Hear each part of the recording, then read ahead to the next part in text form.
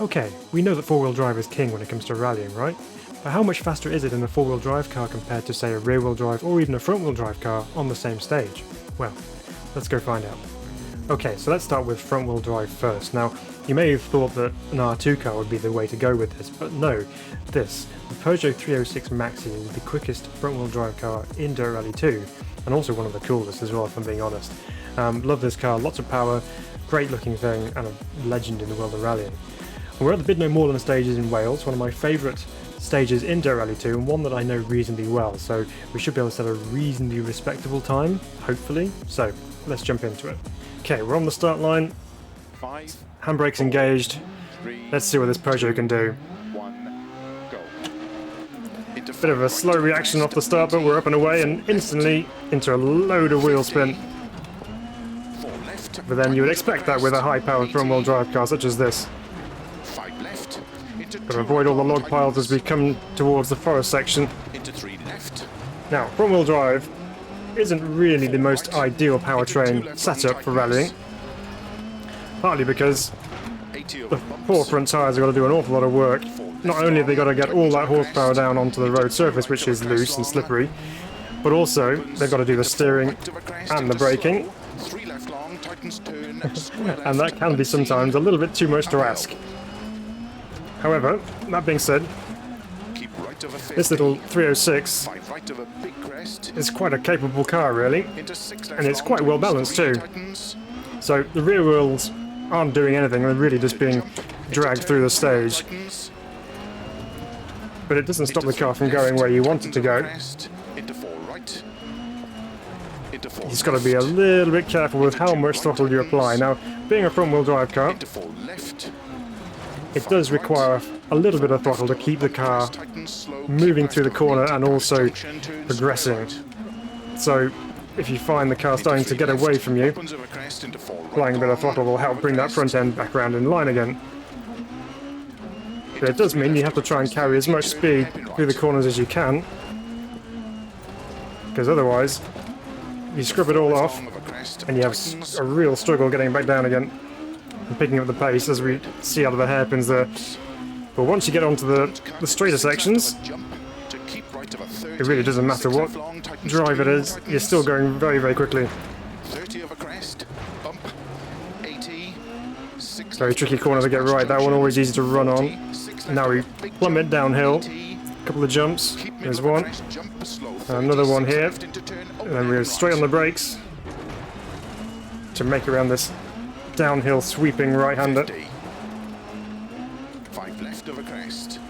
Now there's a big ditch on the right-hand side here we've got to avoid, so keep it over to the left here. Kind of pitch it in with a bit of brake. And down towards another of the hairpins. Handbrake doesn't really do an awful lot for you in the front-wheel drive cars.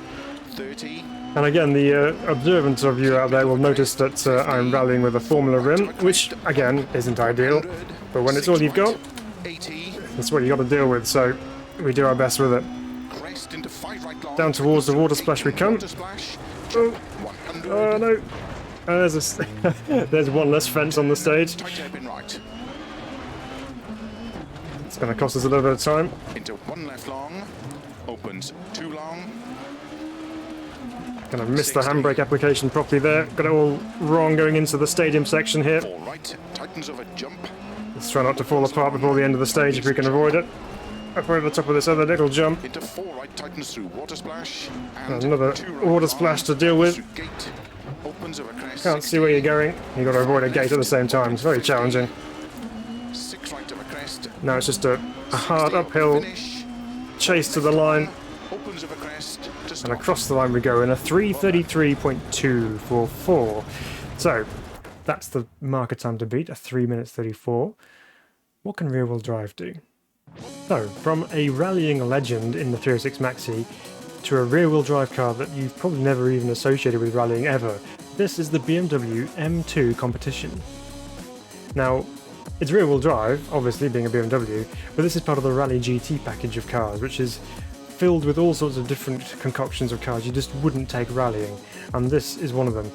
So if you're thinking of a fast rear-wheel drive rally car, you might have thought maybe an Opel Manta or a Lancia 037, not a BMW M2 competition, but this is apparently the fastest rear-wheel drive car on Dirt Rally 2. So, how does it compare to the Peugeot? Let's go take a look. So, once again on the start line, this time in the BMW.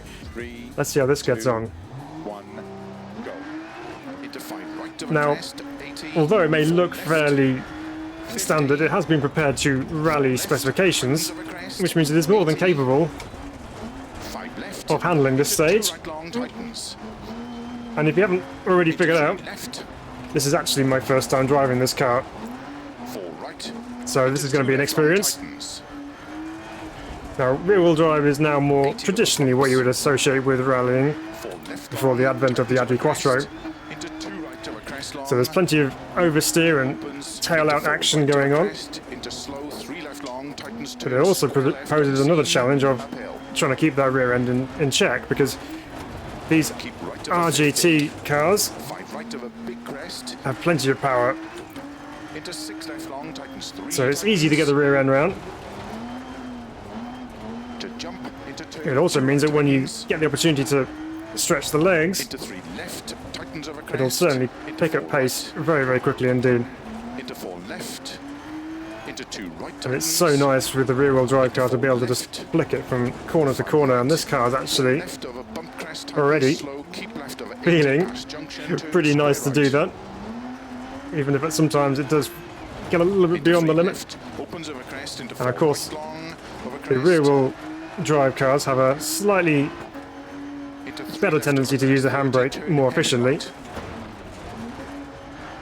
whereby the rear axles lock, and then helped by the fact that the power is being delivered through the rear wheels, helps rotate the car even more. So here we go, this is getting up to the quicker sections now. Let's see how the M2 can deal with this section. Yeah, a little bit on deep into that corner, but we survived it. Try and launch it up here. Now we've got to get this car stopped, so on the brakes nice and early. Oh, that's a little bit too deep. But we're still on the stage.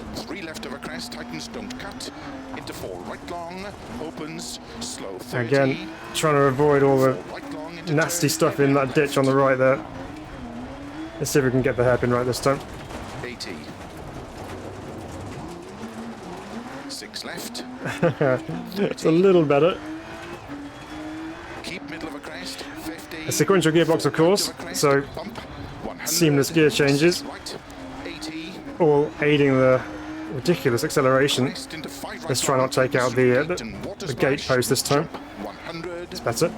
Turn tight hairpin right. It's a pretty wild ride, I must admit. 1 left long.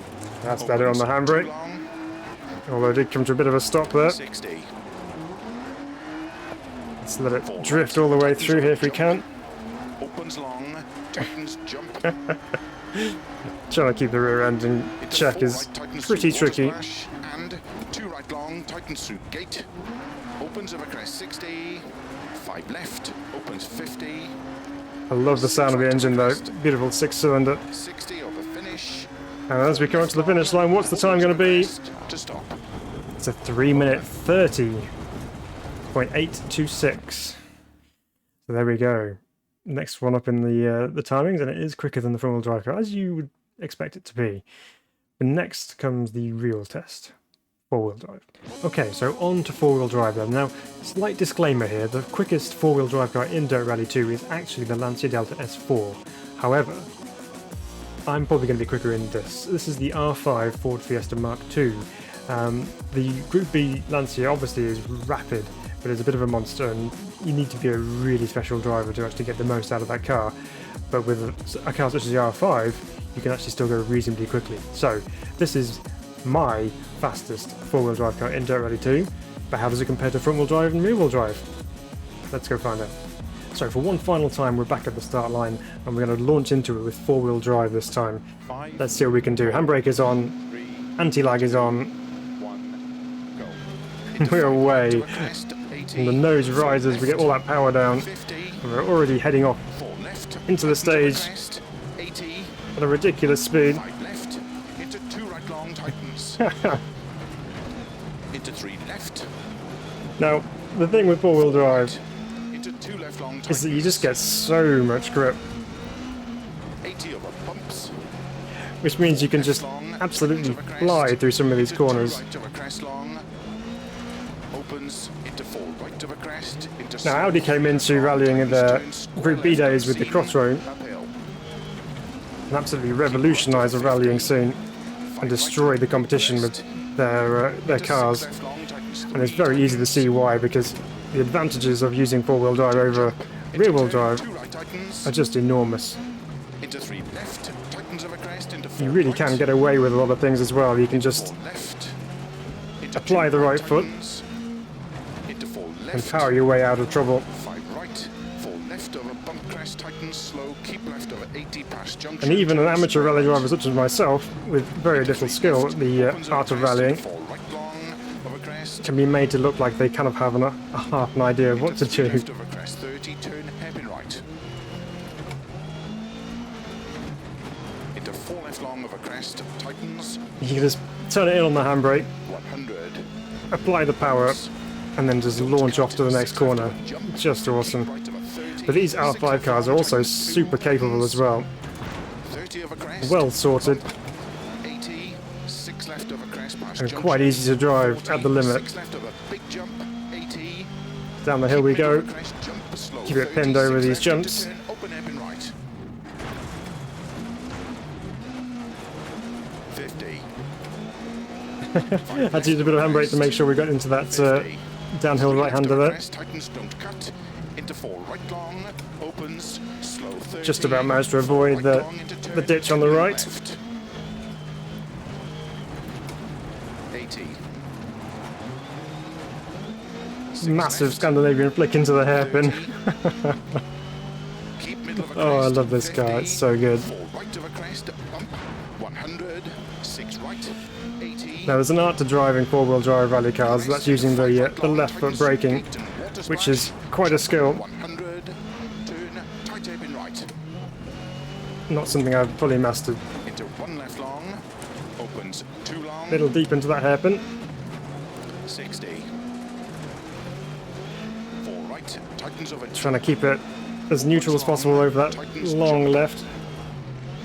into 4 right, tightens through water Up splash, towards the second and water splash we 2 go. right long, tightens through gate, opens over Missed the crest, gate. 60, 5 left, opens 50. And then keep it flat out all the way up the 6 hill right of a crest, 60 as we over try and finish, chase down the time of the rear-wheel drive cars, and it's going to opens over be crest, to stop. a 310.1. That is significantly quicker considering we're a 330 with the rear-wheel drive. Now you'll notice through that run that the time boards down the side have all been red, which means it's not my quickest time through there. As you can see, it's a 308. But just on this one run, a 3:10 up against the 330 is just night and day difference. So much quicker. So if you ever wondered what it's like head to head against the fastest front-wheel drive, rear-wheel drive and four-wheel drive cars, there you have it in plain to see daylight. The four-wheel drive car is just ridiculously quick. I hope you enjoyed that video. If you did, please hit the like button on the button below. And if you are new here, welcome, and please do consider subscribing to the channel. You'll see more crazy content like this and lots more good sim racing action to come your way very soon. But until next time, we will see you all very soon. Take care of yourselves.